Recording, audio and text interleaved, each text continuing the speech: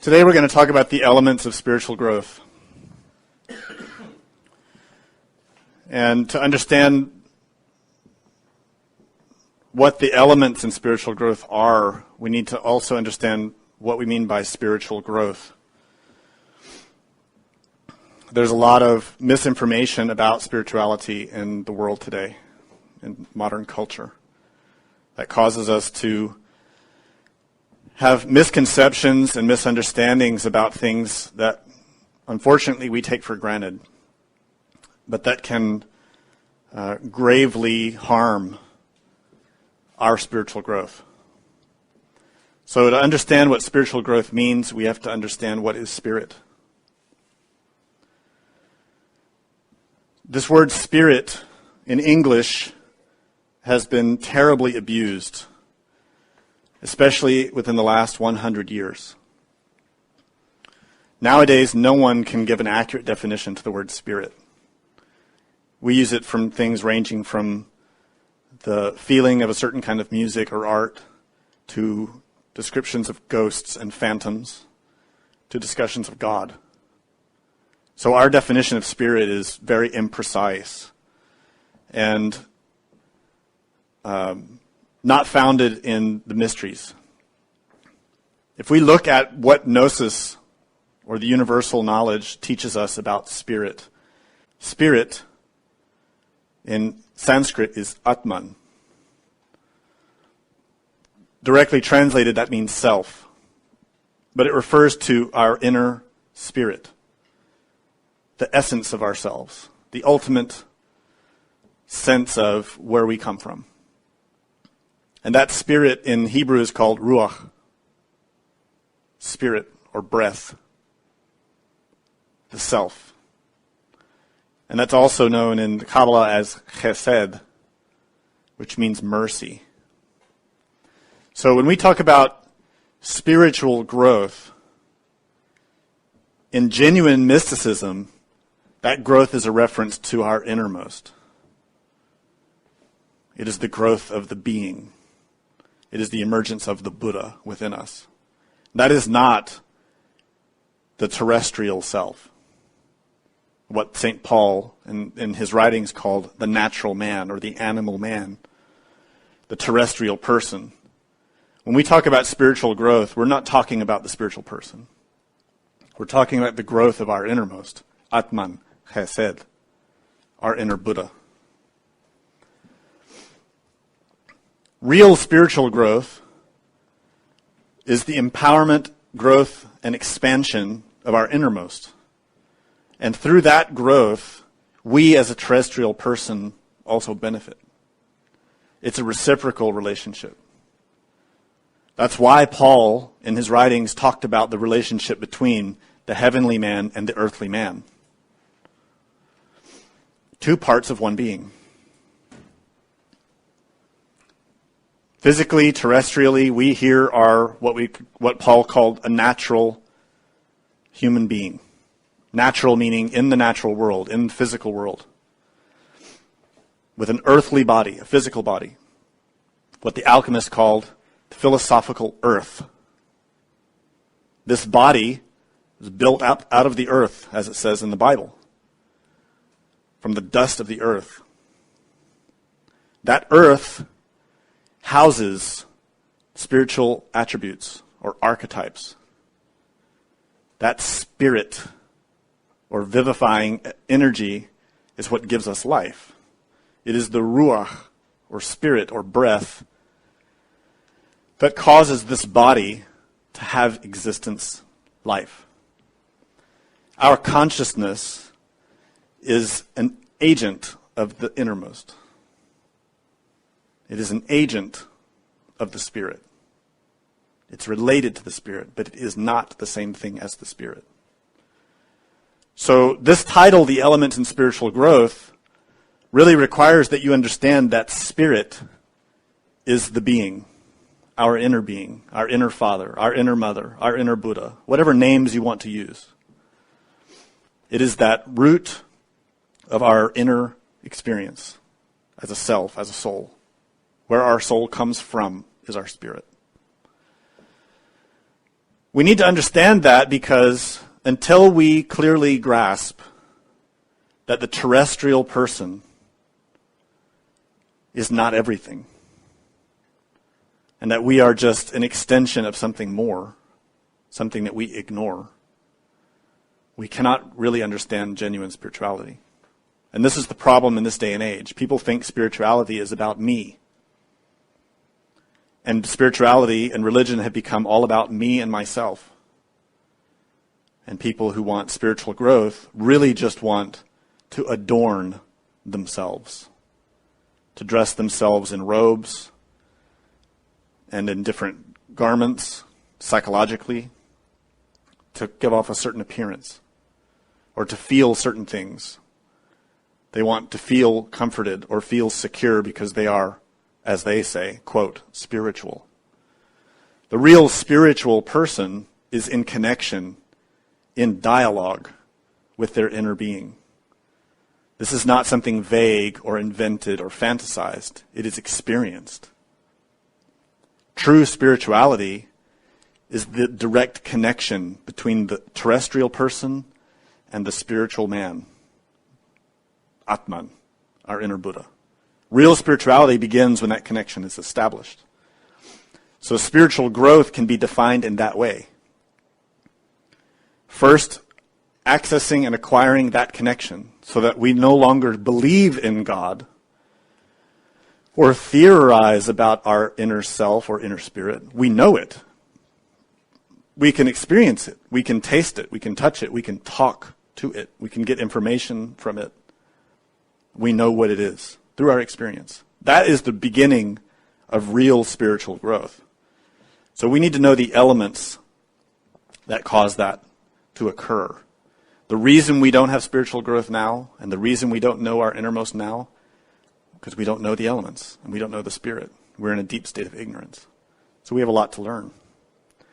In the ancient scriptures of Hinduism, we find a quote that explains the elements for spiritual growth.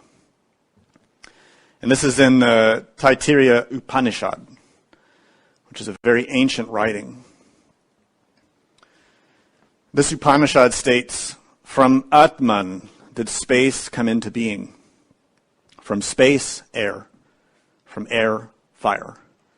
From fire, the waters. From the waters, the earth. From the earth, plants. From plants, food. And from food, man." This ancient scripture is outlining the unfolding of elements in the spiritual sense. Unfortunately, people read this in the literal, physical sense and think that's its only meaning. It does have some application to physical matter and how matter is created literally and physically. But that's not why the Upanishad was written. The Upanishads and the Vedas and the other scriptures of all ancient religions were written for the growth of spirit, not the growth of matter physically. The physical part, from the spiritual point of view, is the lowest, most unimportant aspect. We need it. That's why we have physical bodies. But physical matter dies. Physical matter is impermanent and unreliable. So Scripture is not written for physical purposes. It's written for spiritual purposes. This Scripture explains that from Atman did space come into being. I explained to you that Atman is a Sanskrit word that literally translated means self. But it doesn't mean our terrestrial self. It means our spiritual self. What some people call our real self. We can say it is our real being. We can say it is our innermost, or in Christian terms, our inner Father.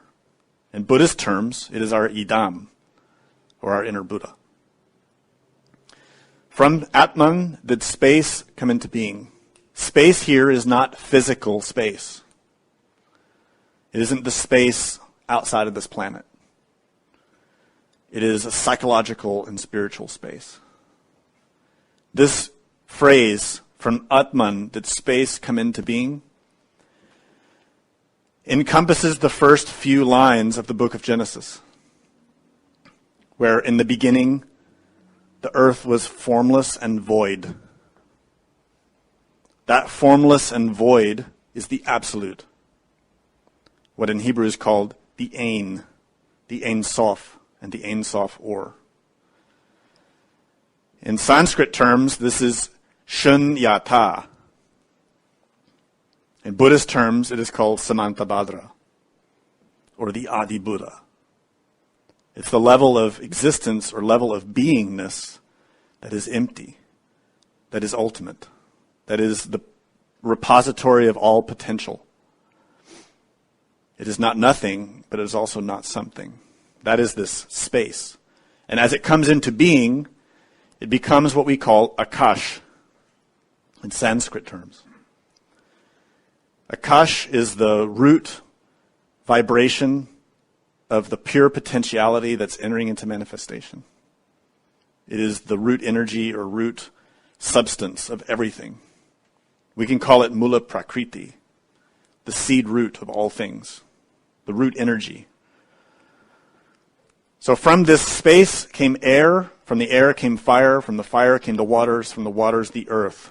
So here we find the classic 4 elements: air, fire, water, and earth. Anyone who studied philosophy knows about these 4 elements. We find them in every major tradition in the world.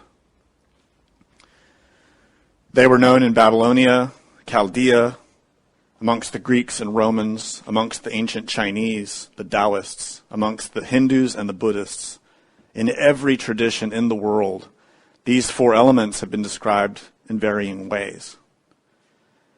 Once again, humanity has made the foolish mistake of believing that these 4 elements are literal.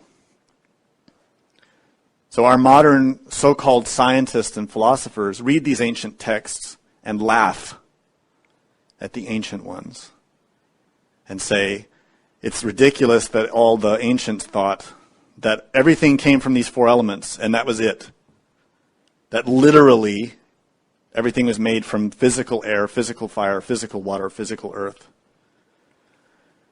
The fools are not the ancient philosophers. The fools are the modern ones who don't know how to read, who don't know how to understand what was written.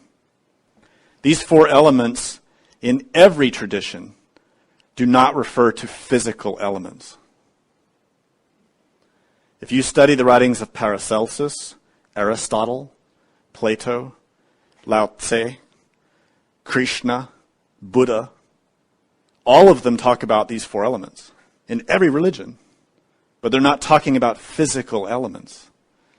They're talking about subtle energies, psychological, spiritual forces in nature, in everything, in every level, from the absolute down. The space, the absolute, comes into being. That is the manifestation. In the 4 worlds of Kabbalah, this is the movement from Atziluth into Bria, where the archetypes move into creation. That process of creation is where the space becomes air, fire, water, earth.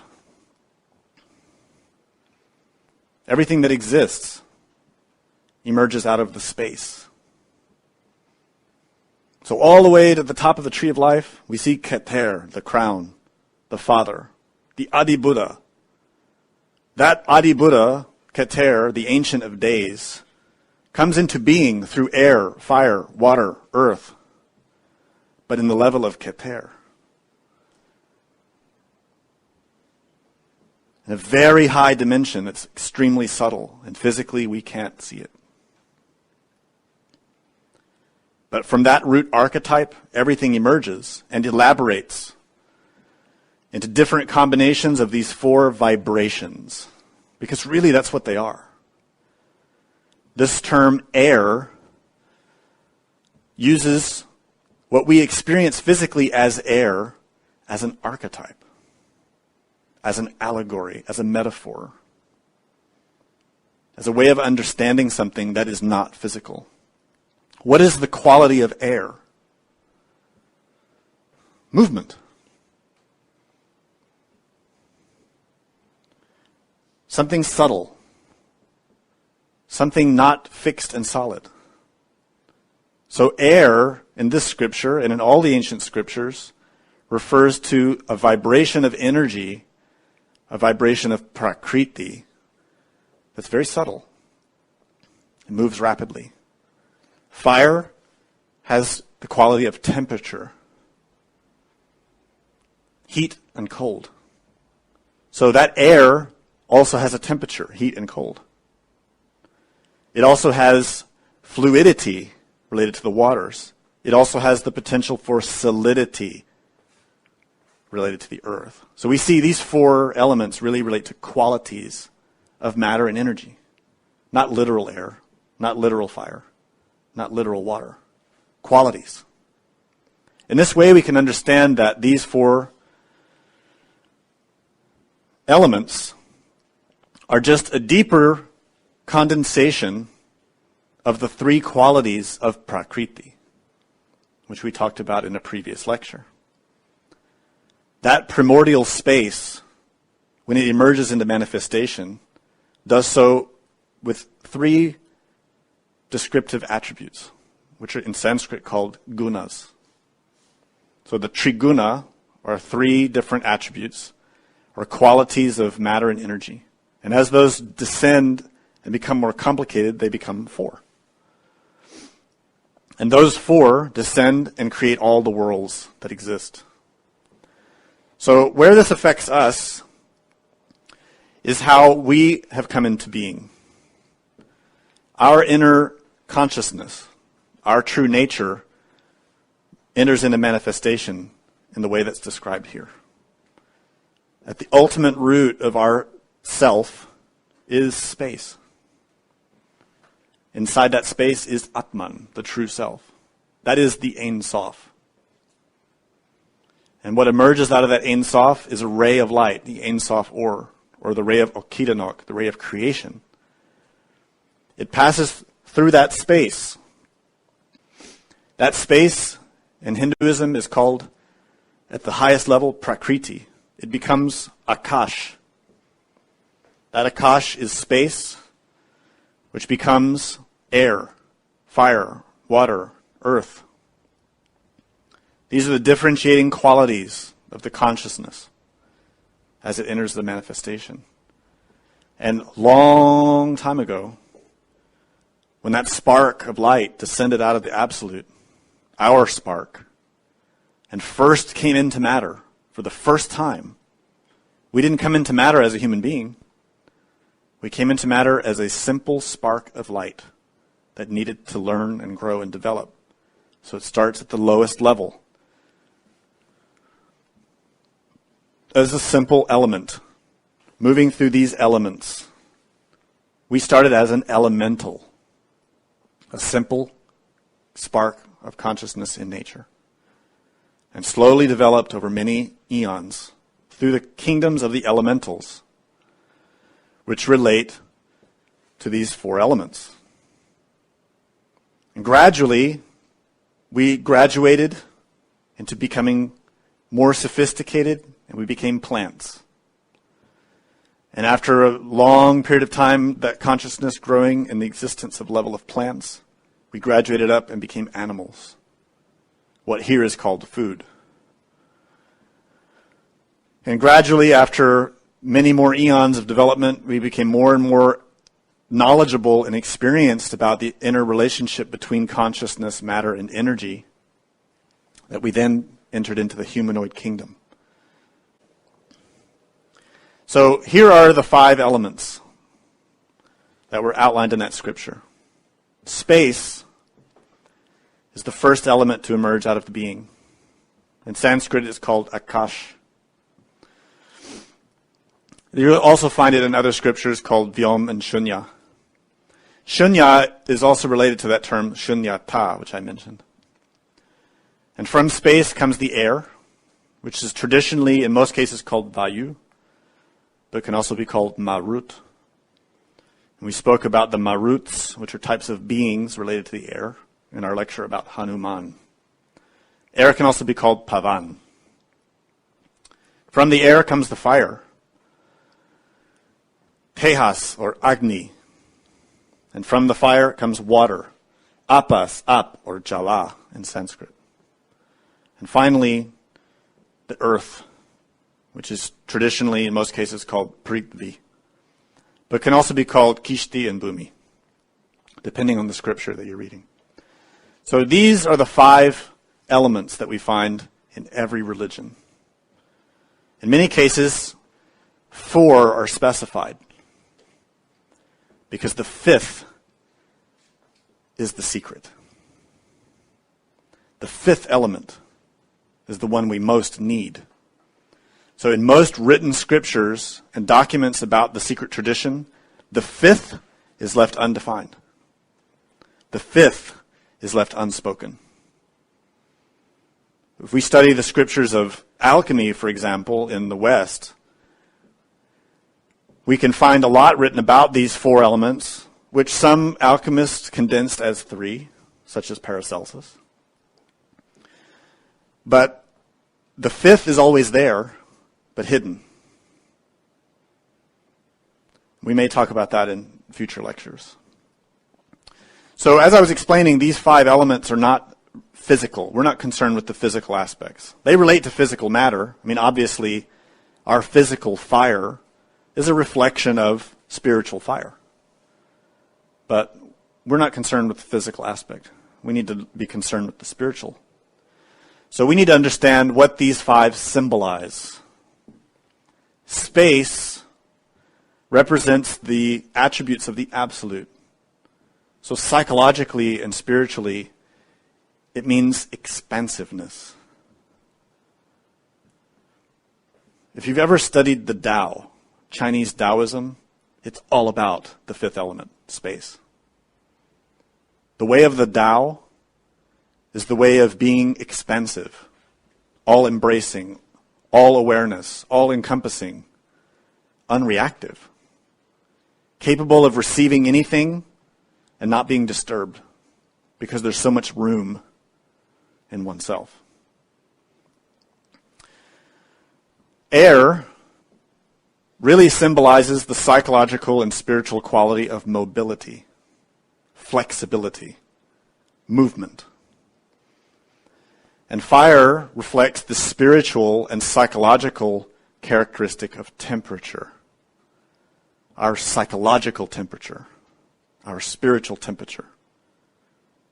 This relates with our temperament, the nature of our consciousness, not our personality, not our mind, but consciousness. This is where these 5 are most important, in qualities of consciousness. They reflect into the qualities of our ego, because the ego was created through misuse of consciousness. But what we really need to grasp is how to access these 5 qualities with the free awakened consciousness. The 4th is water, which relates with fluidity, the ability to be spiritually and psychologically fluid or flexible. And finally, earth, which is solidity, firmness, to have a strong foundation of powerful strength, willpower. So these 5 elements in any scripture symbolize these psychological and spiritual qualities that we need to develop and understand. Now, when we study these 5 elements in Hinduism, in Buddhism, and in Gnosis, we find that there are many attributes related to them. So this graphic shows you those many attributes, and they all are important, and they all have practical value. We're not going to spend a lot of time on this. If you want to study this in detail, it's in the book Tarot and Kabbalah by Samael and Vior. These attributes and relationships are really important. And they become more important the further along you go in your spiritual process. Briefly, what I want to point out on this chart is that every element also has a mantric value or a sound that stimulates that quality. So working with mantra or vibrations, conscious energies, these qualities can be developed, can be invoked and nourished. And the one of specific importance is related with the fifth element, the Akash or ether. That mantra is Ha. If you listen to this course that was given recently about the runes, you'll remember the mantra Hagal. And Hagal is a very ancient rune in the heart of every language. And the Hagal is an X with a line through it. In other words, it's somewhat like a six-pointed star. Interestingly, that Hagal, which begins with H-A, is symbolized by this sign. And that sign happens to also be a sign used to represent ether. If you put a circle around that H, or that Hagal, you find the sign for the ether, the Akash. And the rune Hagal is that root creative force in the runes. From the Hagal, all the runes come. All the runes are hidden in the Hagal, in that shape. So here we find the Ha as the fifth element from which the other elements come. Remember that scripture stated, from the space comes the air. So from the ether, the Akash, comes the air, and then the fire, then the water, then the earth. So all of the other elements come out of this Akash or ether. That makes this vibration the most important. These five in Hinduism are called tattvas. This word tattva means vibration, movement. All five of these are vibrations of the same thing, but they are differentiated by the quality of their movement. The earth, the water, the fire, the air all come out of the Akash, the ether. They are just modifications of that. We call them tattvas. They are just modifications or vibrations of ether. The air is the fluidity, the movement, not fluidity, the mobility of ether.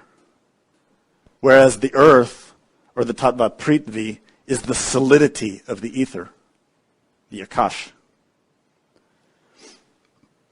This might seem theoretical or unimportant to you, but if you want to have any real impact in changing your life or helping to influence the lives of others, this will become the most important thing you know. Why is that? Everyone who wants to be spiritual wants to be a priest or a priestess. That's the goal, right? To be someone who has power. Where does the priest or priestess get their power? We call these people priests, but really the ancient word for priest is mag. M-A-G.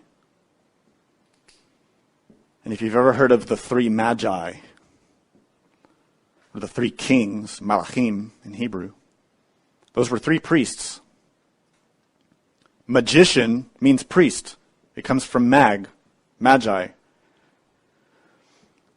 A priest or a magician is someone who knows how to work with forces of nature,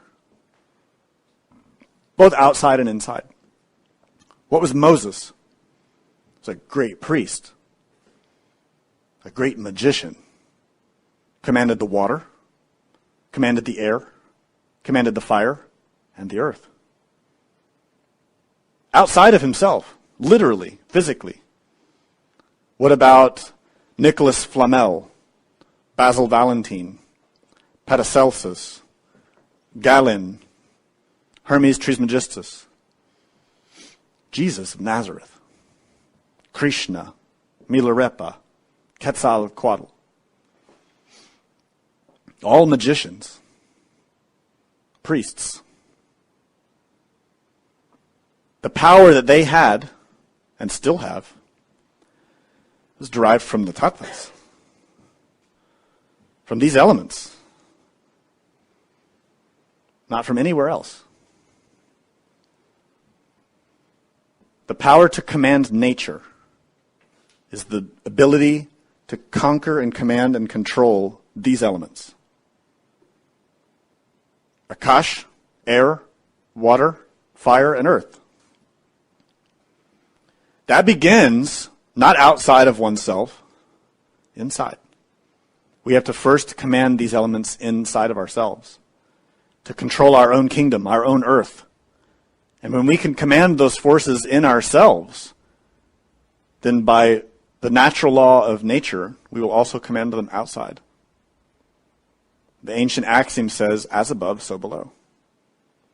If you can control it here in your own earth, physically, psychologically, spiritually, you can do it outside also. This is accomplished by understanding that these elements are not dead matter, the way we think of matter. This is part of the mistake that we've made. When we read these scriptures and we read about the air and the fire and the water, we think of dead matter. A cup of water and we think it's dead. And we think it's just a bunch of atoms and molecules and minerals sitting there, and that's it. We're wrong. Every atom in nature is a trinity. It has matter. It has energy. Those we can verify. But every atom also has consciousness. All atoms are like this because they have that spark, that essence that we have. They're just much simpler than we are because they're at the beginning of their manifestation, whereas we are quite advanced in evolutionary terms. The human organism is far more advanced than a simple atom of hydrogen. Both have consciousness, but in their own levels. We can't compare the consciousness of a humanoid to the consciousness of a hydrogen atom in the same way that we can't compare the physical body of a humanoid with the physical body of a sun.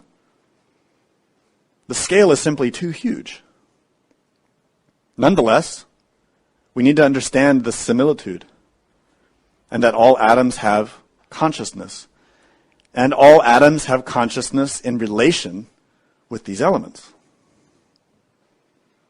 Not only the atoms, but all of the matter, all of the organisms, all living things. The magician, the priest, is the one who knows that and knows how to command it. When Milarepa was able to fly, how did he do it? He commanded the elements of the air. Not only outside of himself, but inside of himself. When Moses parted the waters, how did he do that? He commanded the elementals of the waters. But it wasn't the terrestrial body of Moses that did it. It was the innermost of Moses, the spirit, the inner being that works through his human part to perform the deeds he must perform in order to grow. You see, our consciousness enters into matter and energy to become that trinity. In order for that trinity to grow, to become a God, filled with knowledge of how all things work. And that knowledge should give rise to a great love for all beings. To be a magician, we need to learn how these 5 elements work in ourselves, physically, psychologically, spiritually, and be able to control them and command them. This is not an easy task. This is a task that requires an enormous amount of self-knowledge and a lot of study and training. So we're introducing these 5 elements to you so you'll understand how to start seeing them in yourselves and in nature. These 5 elements or energies are living forces. not dead. They aren't like matter that is inert. They have consciousness inside us and outside of us. Everything about us physically, just on the physical level, is a process of the interaction of these 5 elements. When we eat, when we drink, when we walk, when we talk, we're using energy. And all that energy has been made available to us through a process of transformation, through our eating and drinking and breathing, and through the energy of the consciousness that's active in our bodies. And all of that motion of energy, we don't do it consciously. We're not digesting our food consciously or transforming the oxygen into the bloodstream consciously. We're not managing the forces and fluids in our glandular system, in our endocrine system, consciously. It's happening for us on its own. How? Well, we have a lot of scientific explanations of how things happen in the matter, but as I explained, all matter is a trinity. Matter, energy, and consciousness. So what about the consciousness of your stomach? The consciousness in your bloodstream, in your heart, in your lungs, in your liver. There is consciousness there, but not your consciousness, because we're all asleep, unaware of what the liver's doing right now. But somebody's aware. Who? The elementals in the body. An uncountable number of monads that serve us physically. Atoms that are not as developed as we are, but who are growing and learning. And their process of growing and learning is to perform the roles that they're performing in our bodies right now. These are atomic intelligences. If you want to know more about this, read the book Dayspring of Youth. The whole book is about this. It's a hugely complex and beautiful system that we all ignore. Those atoms are related to these elements. They are intelligences in nature. Moreover, everything we eat and drink is related with elementals. When you eat a plant, you're eating the physical body of an elemental. Killing it. So you can live. And that's the plant's role in nature. To die for you. So that you can live. So that you can grow. So are you using that well? Do you respect the plant? Are you grateful to the plant? Are you grateful to the animal? Do you express that gratitude? Do you express the understanding and knowledge that every single thing you eat and drink and breathe has consciousness and that you are killing it? And that you have to. And that's nature. All of those elements we incorporate, we transform with the help of other elementals that are in the body. That's just to sustain our physical life. If we want spiritual life, we have to take that to a whole new level. The incorporation and transformation of energy is the basis of spiritual life. It's the basis of physical life. We know that. We can see that. We have to take in and transform energy every day, all day, to stay alive. If you stop breathing, you will die. Wake up. If you stop eating, you will die. If you stop drinking water, you will die. Your spiritual life also has its nourishment. If you have no spiritual life now, if you are spiritually dead, it's because you have not been nourished. So you need to know the nourishment that will nourish your spiritual life. Related to the Akash or ether, we find the word or letters AZF. This is an alchemical equation. 3 elements in harmony that relate to the Trinity. These are 3 elements that relate to forces in nature that are transformed in one way. Sex, tantra, alchemy, These are the basic three forces in nature, the three gunas, the three elements that here we're calling four, but that are transformed specifically through the transmutation of sexual forces. Related to the air, we see here written grape juice. And this is because in the physical juices of the grape are hidden spiritual atoms. Not only in grape juice, it's just the primary example that we utilize. There are other elements in nature that have that. Also in the fire, related to fire, are spiritual atoms that if you take them in consciously will nourish your spiritual growth and life. Furthermore, with apas or water, we see the fish, and with prithvi or earth, we see grains. So we see here 5 types of food. It's not to say that these should be the only foods you eat, or that you have to eat them all. What this is saying is that related to these 5 elements, the most potent spiritual atoms related to those 5 elements are in these 5 foods. And yes, we're calling sex here a type of food, because if you use sexuality in the right way, it does not deplete you of your forces, it gives you forces.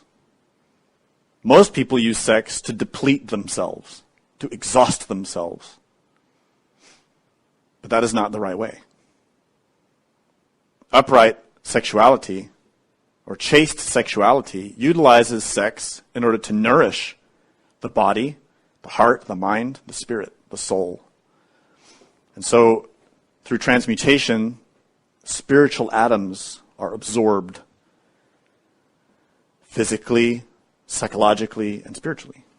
And the same is true for these other 4 elements. The clue to do this is every time you eat or drink or engage with any type of sexual activity, you should do it consciously, with full awareness of what you're doing, with full attentiveness, being there, present, and paying attention to what you're doing. To be conscious is how you feed the consciousness. If you're distracted, you're not feeding your consciousness. So you can just simply eat an apple. And if you eat it consciously, the atoms from that apple are transformed and nourish the consciousness as well as the body. And to facilitate that more and make it more powerful, you can use a mantra, which is from Sanskrit, which we spell K-R-I-M, but it's pronounced Kreem, so that I is an E sound. Kreem. You pronounce that mentally while you eat. That mantra is related to the Divine Mother Kali, who is the destroyer.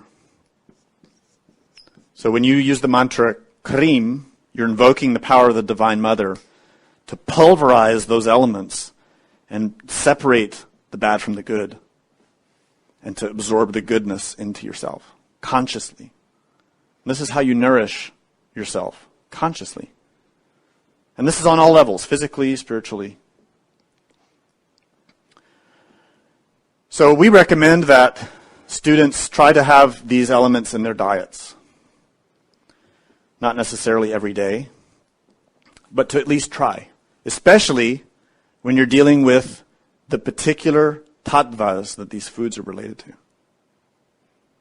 They can have an impact. For example, someone who has a lot of fire in their temperament, psychological temperament, who's a fiery person, if they eat a lot of red meat, they'll become even more fiery. So to reduce that temperament, they should eat less meat. And an airy type of person, who's very mobile, very swept about, can counter that by eating more grains. It will give them more solidity and firmness. It will help them settle. So in this way you can see there are subtle influences you can work with in relation with these foods.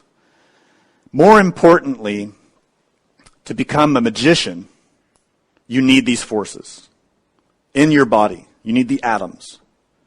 Because in order for you to begin to command the forces of nature outside of you, you have to command them inside of you. We're going to talk about that in detail in a moment. But the way it's accomplished is important for you to understand. These four elements, in conjunction with Akash, all have specific relationships, psychologically, spiritually, with everything in life. Any goal that you want to achieve will have a relationship with the tattvas. So if you have a goal to help someone, you can work with the tattvic or elemental forces in order to help that person. And there are specific priestly activities, rituals of priesthood that harness these forces. I'll give you an example. Most people know about the Catholic Mass.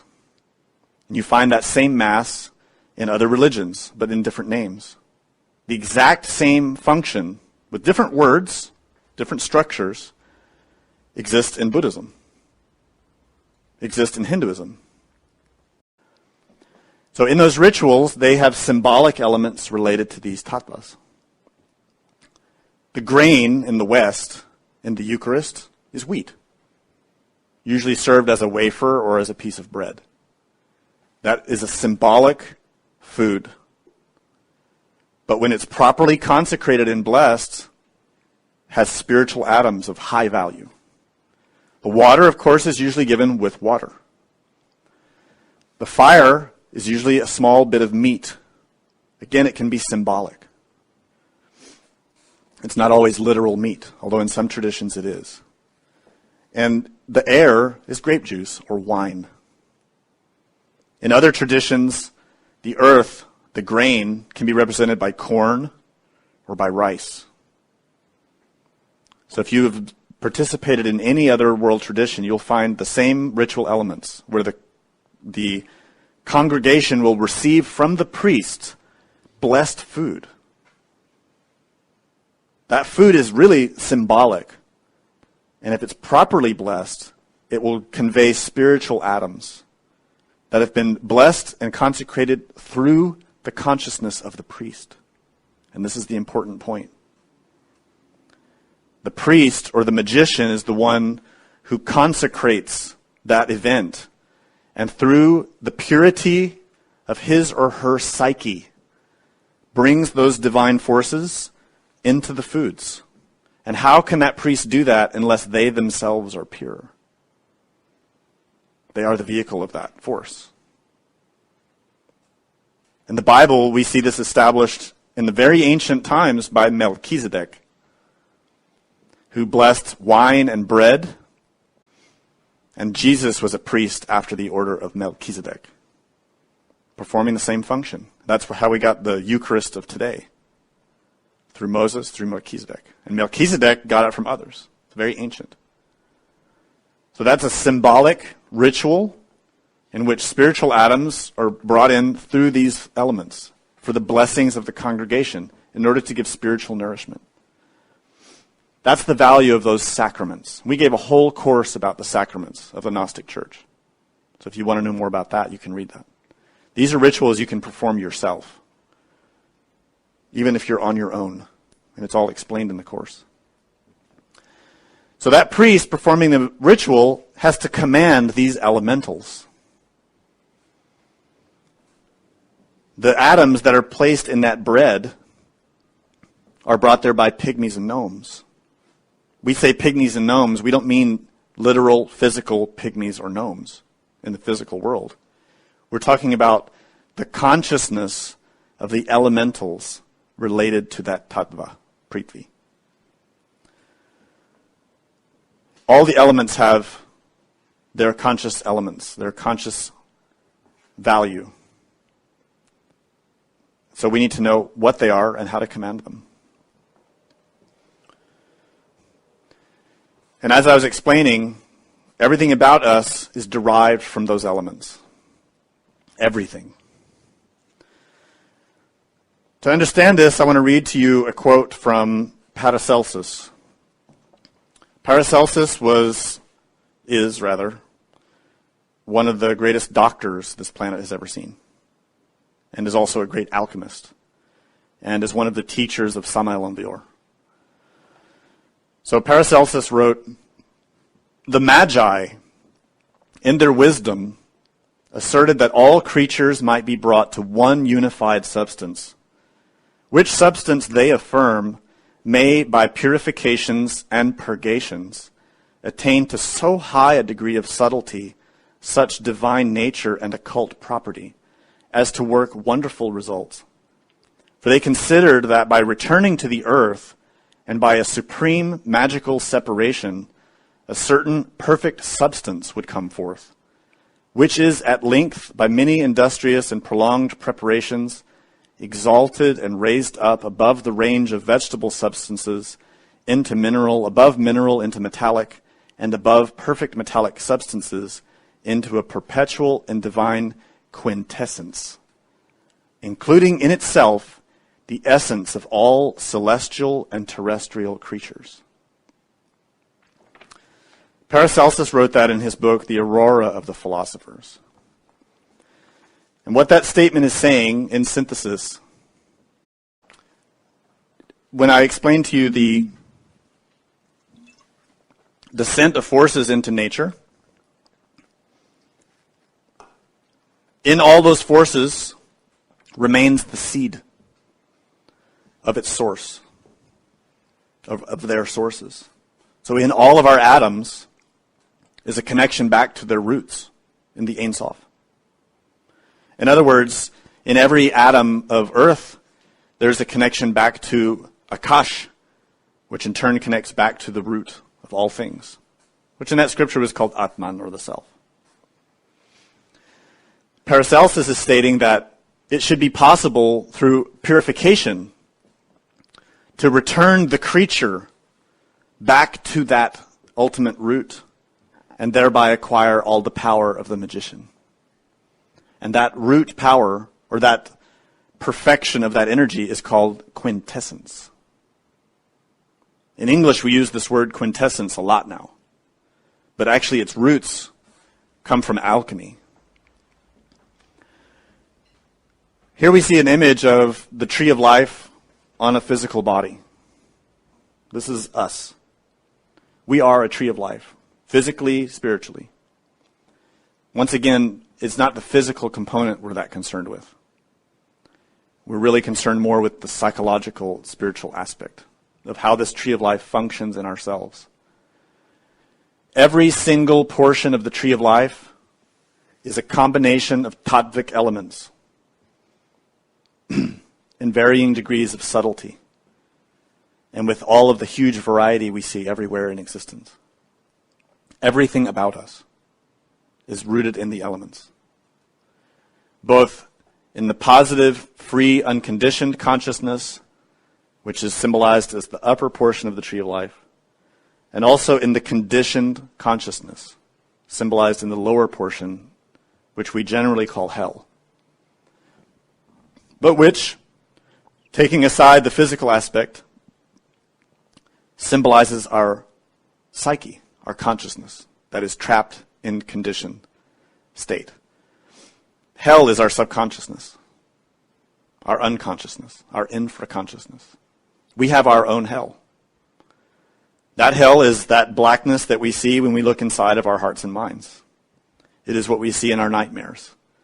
It is all of those elements of our psyche that surge and, filled with desires, manipulate us and motivate us to perform all the mistaken actions that we perform, physically, emotionally, and mentally. Hell is a condensation of elements, the 5 elements, but through mistaken action. So we can see there that hell is a karmic condensation or crystallization of those elements. That is our ego. That is our karma. So here we're caught between 2 worlds. That which is possible, which is to take that quintessence and perfect ourselves.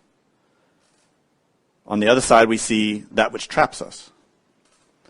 So to become one with that quintessence and to become the perfect magician, priest or priestess, requires that this hell aspect be purged, purified, destroyed, so that all the energy that's trapped there is liberated. And that energy is what creates the quintessence. It's what establishes those forces that rise us up or raise us up to heaven. This is the essential foundation of spiritual growth. In order for our innermost to grow, we have to free ourselves from our conditioned state, our state of ignorance. In other words, our pride traps the spiritual atoms of our being. Our being cannot grow because of our pride. For our being to grow, our pride must be destroyed, so that those energies, those tattvic forces, can be freed, and so that that consciousness can grow. If we don't free that pride, destroy that pride, and free that consciousness from that crystallization, nature will do it for us. But nature's way is very painful and very long. And that's what all religions have traditionally represented as hell. It's a great, long process of purification in which we are purified of pride, anger, lust, laziness, gluttony, greed, envy, and all of the other discursive factors that cause us to behave in the wrong way. Nature will purify us, and we will not enjoy it. This is the law. This is the way nature functions. So our choice is to let nature do it and suffer, or do it ourselves. To do it ourselves requires that we learn the science. We analyze ourselves, and we appeal to God for help. And believe me, God will help. But God won't make you feel good about it. Purification is not easy. To be purged of lust requires that you see the lust, and that you confront it, and that you deal with it. If you avoid it, you cannot deal with it. We have to become conscious of everything about ourselves and remove that which is impure. And this is the only way to grow spiritually. If you ignore your anger or your pride or your envy, then you are in ignorance. And thus you are spiritually stagnant or dead, not growing, maybe even getting worse. And chances are, we are. Spiritual growth, or the growth of our innermost, comes through cognizance, knowledge, and that is knowledge of ourselves. So, to understand what that means, we'll back up one step, and we'll talk about how those forces work in us. I explained that the prakriti is that first root level of existence, raw matter, that becomes differentiated into different forms. And at the top level, it has a trinity, 3 aspects, which we talk about as gunas, or root forces in nature.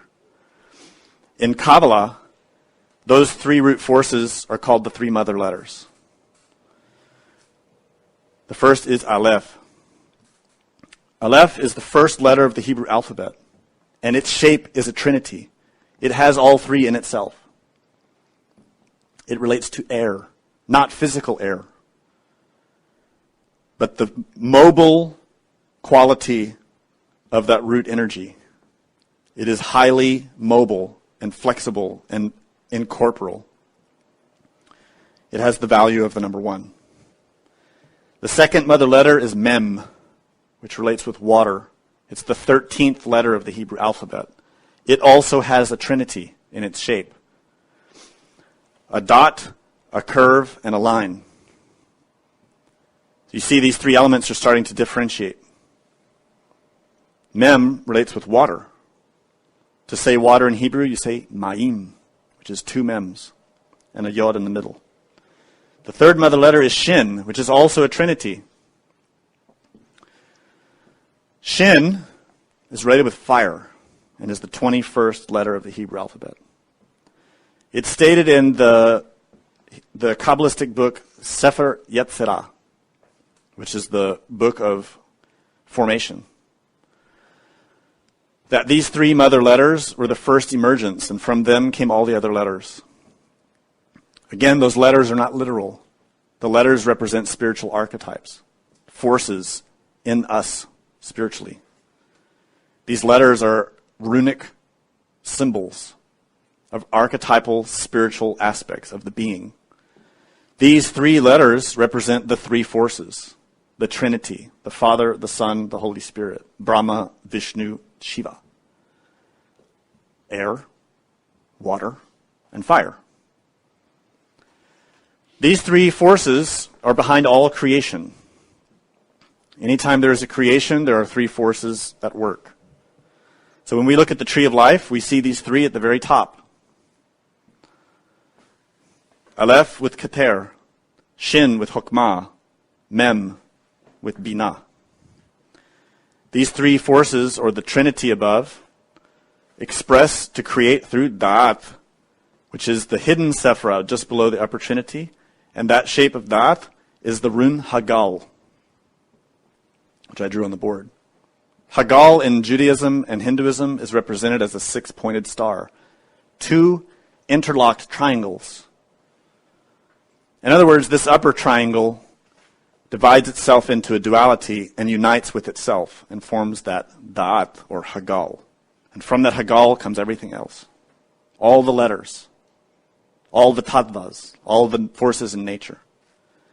And in us, they create our inner Trinity, our three brains. These three letters rule the three triangles of the tree of life, spiritually and in us, psychologically. Aleph is related with the upper Trinity, with our head, with our intellect. Aleph is the air. The mind, the intellect, is related with air. Shin rules the second triangle of the tree of life, the triangle of ethics. And Shin is related with our heart. Shin is fire. This is why we feel fire in our hearts. Temperature is related with the heart. Coldness and warmth. Some of us have a warm temperament. Some of us have a cold temperament. It's related with the movement of Shin in our hearts. And finally, Mem, the water, rules the lower triangle, the triangle of the priesthood, which relates with our third brain, motor, instinctive, sexual. Mem, of course, is related with water, and water is sexual. All creation comes out of the water. We create through sexual waters. Every universe, every sun is born from sexual waters. So that Mem, or Mayim, is here in sex. So here we see these three mother letters, spiritual archetypes, manifested and crystallized, working through us energetically in our three brains. The question then becomes, how do we use them? How do we use the powers of the air? Have you ever observed how your mind is very mobile? Always darting around? And the thoughts just come and come and come like a great wind that you can't stop. Because the intellect, the mind, is related with air. The heart is related with Shin, with fire. And here's where we feel the temperature that's always changing in us as we react through our circumstances.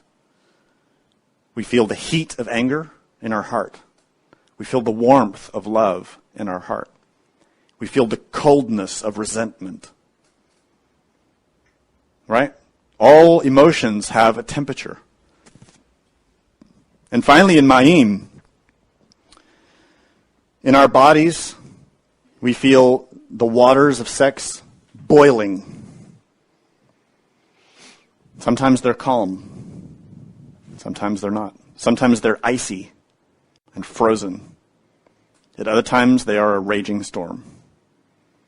So we see these basic elements that function in our psychology. We can learn about them through self-observation. What we need to understand, though, is that for spiritual growth to occur, these elements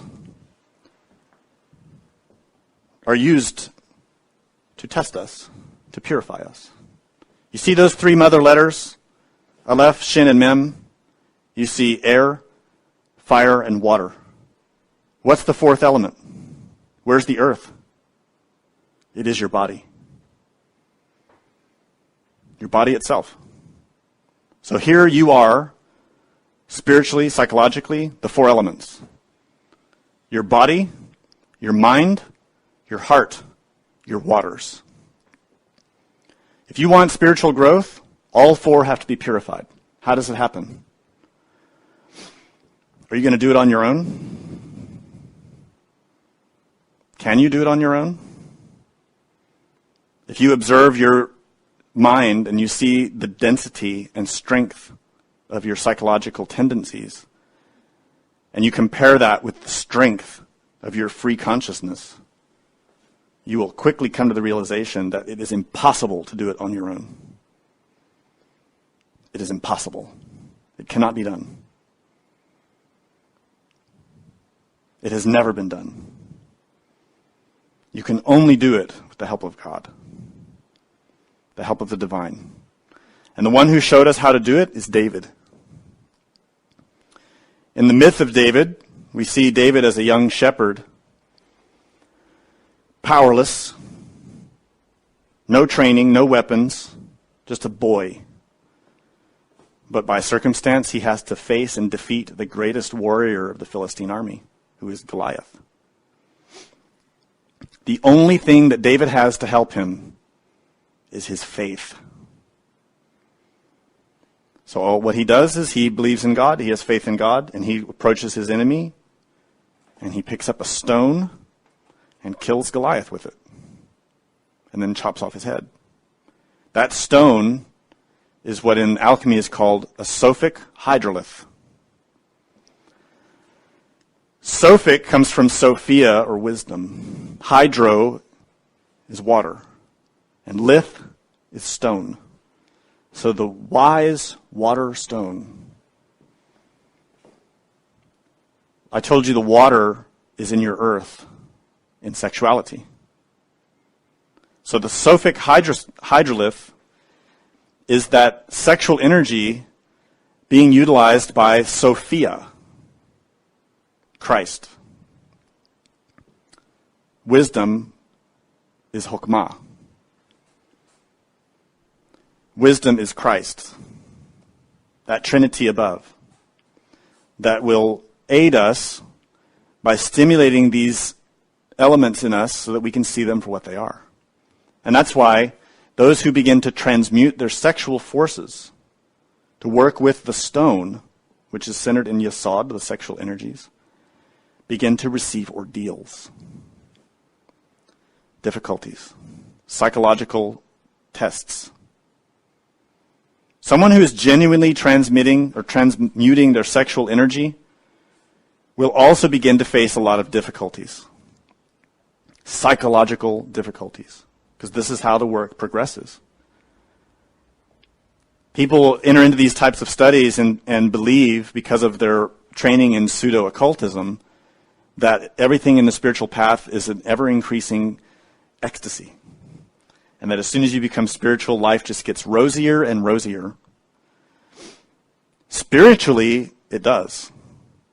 But psychologically, it does not. The genuine aspirant towards full awakening has to face the entirety of their ego. All of it. Step by step. And facing that is not something we do willingly. We don't want to face ourselves. We don't want to see how foolish we are, because we want to feel proud. We don't want to see that we are animals psychologically, that we are beasts, filthy. We are not divine. We want our religion to tell us how divine we are. We want our spirituality to make us feel good. It's all lies. The truth is, we're dirty and we need cleaning. The cleaning comes from our own inner being. When we begin to transmute our sexual energy, we begin to nourish our spiritual growth. And the most important place that energy can be used is to clean us, not to give us experiences in the astral plane or with God. We might get that from time to time, but that's not what's most important. What's most important is that we become pure. So our innermost, our divinity, is the one who takes that energy and uses it to bring the ego up, to show the ego to us, so we will face it and change. And that comes through what we call the 4 ordeals. These 4 ordeals are related with those 4 elements. Do you get what I'm explaining here? When you transmute the sexual energy, you are transmuting Akash, the 5th element. And from that 5th element come the other 4. When you transmute sexual energy, you give rise to the ordeals that you must face. Expect it. Don't avoid it. You need the ordeals. It's only through psychological tests that you will see what you are and be able to change. So you need to learn how to use the 4 elements to your advantage in order to conquer the ordeals. This is the point of the lecture. To know how to face ordeals and overcome them. The 4 ordeals are related with the 4 elements. This image is an image drawn by an alchemist named Michael Meyer. This image is 400 years old. And it shows the alchemist facing himself. 1 against 4. Those 4 are the 4 elements. Who is the 1? Akash. Ether. Willpower. Transmuted sexual energy. That's why he's raising the club over his head. That club is his will. It is the club of Heracles from the Greek mysteries. Heracles represents willpower. The Christic force, Christic energy of willpower. That is how you overcome the 4 ordeals. You see each of these 4. One has fire, one has air, one has water, and one has a stone. And they're all coming to get him, but they all are him. If you look closely at that image, it's 5 of the same person. Those drawings are of one man. You see? It's all the same person. He's facing himself. This is the secret of alchemy.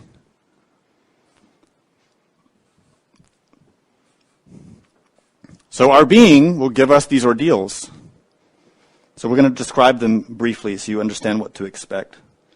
In ordeals of air, you will face the loss of what you love and the loss of whatever gives you material or personal or psychological security. What are these ordeals? They are psychological tests, situations, circumstances that cause your ego to be visible. Let me talk about what these ordeals are in general, and then we'll talk about the specifics. Samael Aun wrote specifically about these ordeals in 2 books, The Revolution of Beelzebub and The Perfect Matrimony. Any sincere student of Gnosis needs these 2 books and study them deeply. They are very important. They're 2 books that he wrote first. And they set the foundation for everything else he wrote. So he wrote in The Revolution of Beelzebub, in the White Lodge, the 4 ordeals are given in order to examine the white disciple's morals. For instance, in the ordeal of fire, the disciple is attacked by crowds of enemies who insult him. Instead of returning insults, the disciple should offer love towards his enemies. This is how he triumphs in this ordeal. When, with serenity, he passes through the fire without being burned. Therefore, the 4 ordeals of earth, fire, water, and air are presented simply for the moral examination of the disciple. All of our defects and moral faults are precisely the negative aspects of the 4 elements of nature, and we have to convert ourselves into kings and queens of it. In the White Lodge, the 4 ordeals are accompanied by a verbal test in order to know what level of purification the disciple has reached. All of these ordeals occur in the astral plane. The prepared disciple, that is to say, the disciple who has spiritual maturity, brings the memory of all this to the physical plane, just as if he would have had a dream. So when we begin to transmute our sexual energy, we begin to receive these types of ordeals, and we receive them at our level. The beginners receive ordeals for beginners at their level, so they can see their own ego and be tested. And these ordeals continue throughout the entire path until you're finished. Now, in the beginning, we face 4 symbolic ordeals that represent how each ordeal functions throughout the path. And those 4 symbolic ordeals occur in the astral plane, in relation with the consciousness of the student. Most students, as beginners, don't remember these types of experiences. But every initiate faces these ordeals throughout life, both in the astral plane and the physical plane. And the reason we have to face them physically is because we create the ego physically.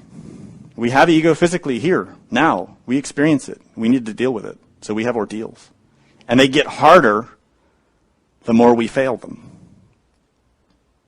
Because the ego needs to be more and more in our face. And it especially happens when we are failing them constantly in the internal worlds, that those experiences will get stronger physically. So if you have a dream related with one of these ordeals and you fail, be prepared. It might come physically too. So ordeals of air are situations given to us by our innermost in relation with our karma.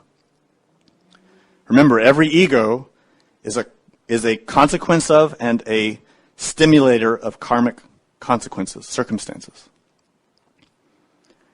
When we have attachment to things, when we depend on material things for our security, when we're attached to money or to people or things or environments or places or status, we have egos created in relation with that circumstance. So in order to see that ego, that circumstance has to be shaken by a wind, by the air, so that we will see it in ourselves. So initiates face ordeals related to the loss of what they love. So you might find out that your company is going to be closed, and you're going to lose your job. And if you lose your job, you lose your house, and you lose everything. That would be an ordeal of air. Especially because you heard a rumor, and it's all in your head. Right? It may not even be happening, but because you hear it and you begin to think about it and your mind gets upset, the mind races, the mind is very airy, that ordeal becomes quite intense, all in relation with the mind. The reality is that we have a lot of conceptual or intellectual obstacles because what we perceive as our security or what we love is often just intellectual, just concepts in the mind. So in these ordeals, we are being tested for our psychological mobility, our attachments, our capacity for withstanding adversity, and our detachment from material things. Painful. You can see this in dreams. When you have dreams or visions of falling, or you're on the edge of a cliff, or you're in a very high place, and you feel like you might fall, and you become afraid. You don't want to lose where you are or what you have. These types of dreams relate to this type of ordeal. How do you conquer an ordeal of air? With willpower, with remembrance of God, with the fifth element. Ordeals of fire, we will be attacked with fire, persecution, we'll be wronged, criticized, blocked or obstructed, betrayed, in order to arouse our anger, our passion, our emotion, resentment. And this, of course, tests our temperature, our sweetness and serenity. We all have our own flavor of fire in our psyche. Different types of egos that are fiery, and they can come out in different ways. In dreams, we can see big fires, flames, or the threat of being burned in all different forms. Also, criticism can come in the form of arrows and bullets in dreams. So if someone's shooting at you, that's criticism. Also, if someone's stealing your wallet or your ID, they're doing that to steal your image, to gossip about you, to criticize you, to spread negativity about you. And that can also be an ordeal. Ordeals of water is where our circumstances change radically. And this, of course, tests our fluidity and our adaptability. It also tests our altruism and philanthropy. And the reason is because generally we consider our circumstances only in regards to our own well-being. We're very selfish in that way. The inclination of the water element is to give life. So when we have ordeals of water, it's often related to our happiness for others or our generosity, or lack of. And here we can see in dreams drowning, raging waves or seas, floods. We can be trapped out on the ocean or trapped out on a great water. You can also have dreams of rain. Rain, though, specifically symbolizes karma is coming. Something difficult and painful. And it can be related with the water element, but can also be other things. So if you see a big rainstorm and you're getting soaked, you're going to suffer. Some kind of karmic scenario that will be painful. You need an umbrella. And the umbrella is the being. The umbrella is your psychological work. So if you dream that you're having an umbrella and the rain's all around you, but you're not getting wet, that means you have psychological protection. That means that your psychological work is effective. That's a good dream.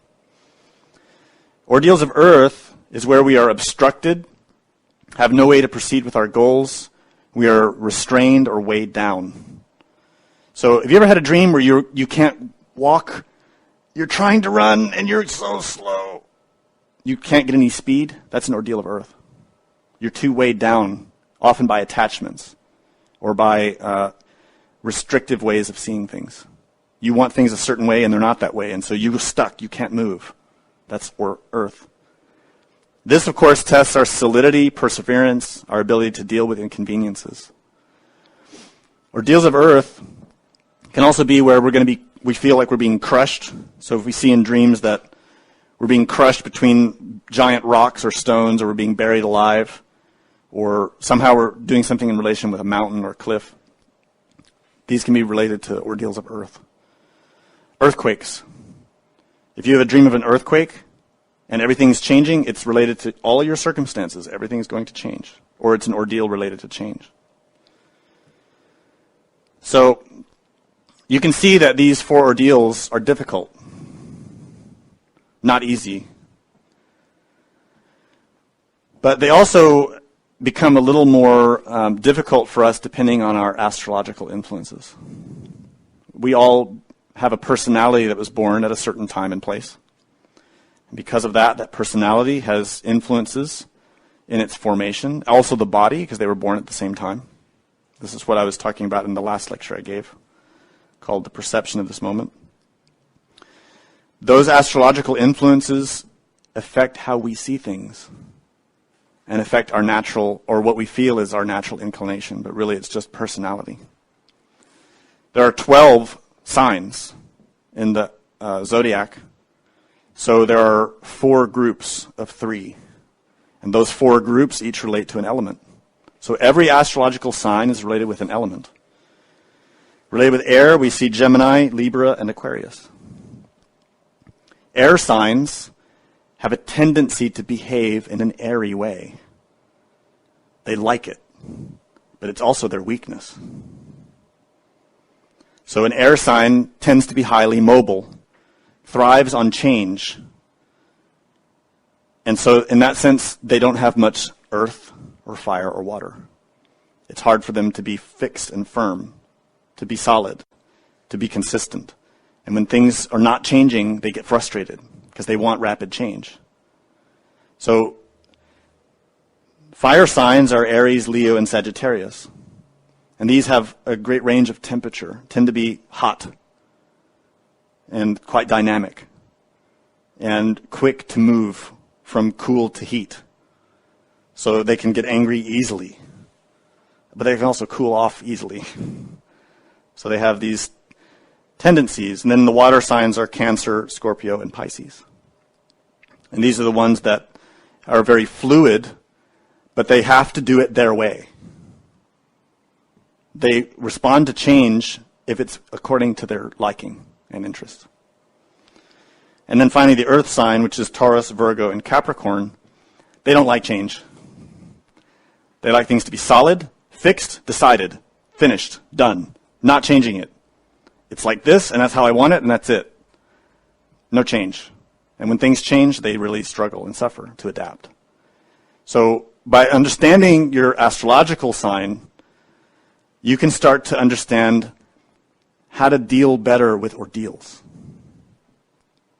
Bear in mind that your astrological sign is only corresponding to this lifetime, to this personality, to this body, not the ego. So as I was mentioning, what we need to understand is how these elements function in us psychologically, how they work. And these attributes are most important in our consciousness. Ordeals come to test these qualities in us, to see how they manifest in us. We have a lot of egos related with earth that want things solid and decided. We have a lot of egos related with fluidity, a lot related with temperature, a lot related with mobility. Just because you're a Gemini does not mean all your egos are airy. They are not. We have egos related with all of the elements. The way to conquer the ordeals is to use the other elements. I'm giving you a big clue here. If you're getting an ordeal of fire and your temperature is being tested, what do you think is a good antidote for fire? Anybody have an idea? Water. Yeah, water, of course. So if you're getting hot, angry, you need to cool it. And you cool it with being fluid. As a consciousness, being flexible. That's an easy way to counteract those elements, right? To use the other elements against it. But if you really want to fully transform an ordeal completely and never have to repeat it, you need to use the fifth element, the Akash, which is expansiveness, which is self-remembering, self-observation, the presence of God, the remembrance of God, and an attitude in the psyche that does not become identified with any of the other movements of energy or matter. The person who is able to fully be present and cognizant, and they receive criticism and gossip, if they're really cognizant and conscious, the gossip will pass right through them. They won't react with fire, with anger, because they have that expansive quality in their consciousness in the moment. And so that ordeal is seen as what it is, nothing. Just a modification of elements that arose and then passed away. So that person could pass an ordeal easily. The way we fail ordeals is when we become identified, fascinated with the perspective of an ego, and we forget the perspective of the consciousness. So this is really important because this fifth element summarizes everything about the work with consciousness. In the Greek mysteries, this fifth element is symbolized with this curious sign, which looks like the upper part of an S. It's also where we get the number 5. Do you see how that shape looks like a 5? It's the beginning of a number 5. This is a very ancient sign. Now, in the alchemist tradition, the fifth element is called quintessence. And this word comes from the Latin quinta, or quintus, which means fifth. If you look in any Latin language, the word for 5, cinco, quinta, or quinta in Spanish. We see here it's quintas in Latin plus essentia, or essence. So quintessence means the beingness, the essence of a thing, the synthesis of a thing, or its root. And this comes from the Greek ousia, which means being or essence, from ontos, which means to be, from esse, to be. And again, all this you can see in the other Latin languages. To be. So the fifth element is related with consciousness, specifically. Now remember in the beginning I explained that the fifth element is akash, right? Ether. And it's that first element, or what we call the fifth element, that all the other elements come from. So the akash, here's what Blavatsky said. Ether in esotericism is the very quintessence of all possible energy, and it is certainly to this universal agent, composed of many agents, that all the manifestations of energy in the material, psychic, and spiritual worlds are due. This is what Paracelsus was pointing out. That the potential to become a magi, a priest, a magician, in other words, a Buddha, a master, is through the perfection of this quintessence, the fifth element in ourselves. It is the root of everything, and it is the synthesis of everything. Where is it in us? It's in everything in us, because every atom that we have comes from this quintessence. But it's differentiated. It's not perfected. We need to work with it. Where is its root value? Where do we find it? In every atom, of course. But specifically, we find it in the sexual energy. The mantra of the Akash is Ha, that rune Hagal. And here we see an image from Tibetan Buddhism, an image that was hidden in the Lukang, or the ancient secret temple of the Dalai Lamas. The Lukang is a secret temple that was filled with paintings of Tantra. This image shows a yogi performing an exercise that we call pranayama, which means to harness the wind. That wind is not the wind of air. It is the wind of Akash. It is the Ha, the ether. Pranayama is to harness the Akash, the wind. And the mantra for that is Ha. And we see on this graphic that was hidden in Tibet two mantras. One in the sky, which is the Tibetan letter A. And one at the mouth of the yogi, which is the Tibetan letter Ha, which is the same mantric value you find in Hinduism and in the Greek mysteries and in all the ancient mysteries around the world. The ether, the Akash, has the value Ha, or the rune Hagal. So here in this exercise, this yogi is transforming all of his forces to raise it in his spinal column. In other words, the Akash, the ether, which is prana, becomes kundalini. It's the same thing. The kundalini is the ultimate synthesis or energy in all things. And when we work to transform sexual energy, we awaken kundalini, the power of the Divine Mother, who is Prakriti. Her name is Prakriti. That power is kundalini, which raises in the spinal column. When we work with that energy successively through our process of spiritual growth, we create what are called solar bodies. Instead of creating physically, outwardly, we begin to create inwardly through Tantra, through a specific science, where those energies are raised in us physically, vitally, emotionally, intellectually, and in our body of will. And we create solar bodies, not lunar bodies, solar.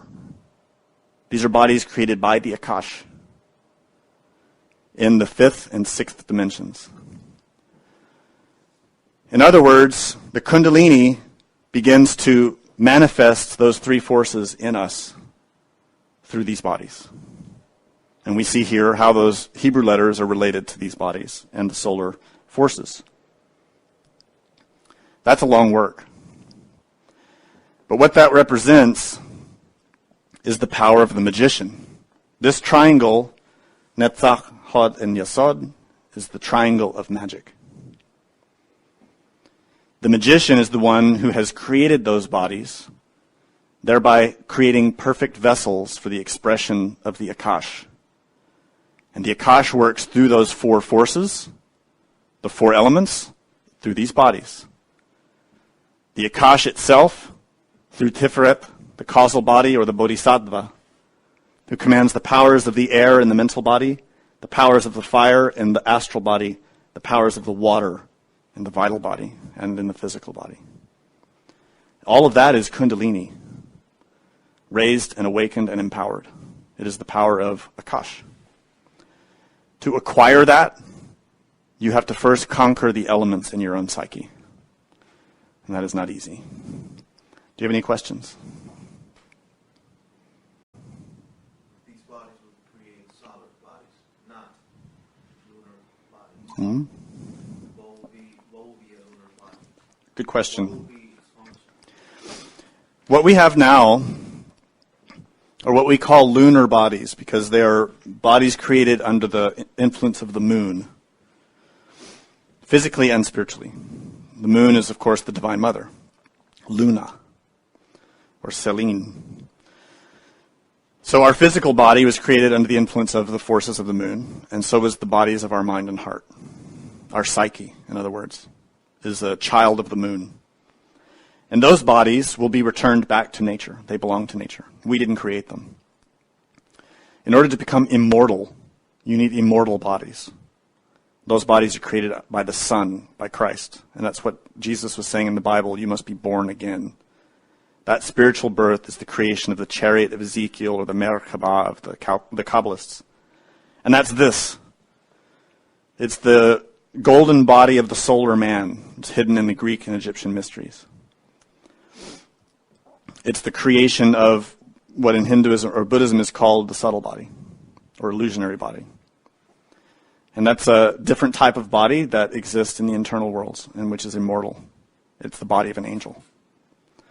It's created through the highest and most perfect atoms that we have access to. The creation's not physical, it's internal. So it's a long process. Someone who has that, who has just created it, has developed a vehicle to be conscious in the internal world and to use that to further redeem themselves from their mistakes. So it's something that's not vague, but very real, and something that you would experience if you had that.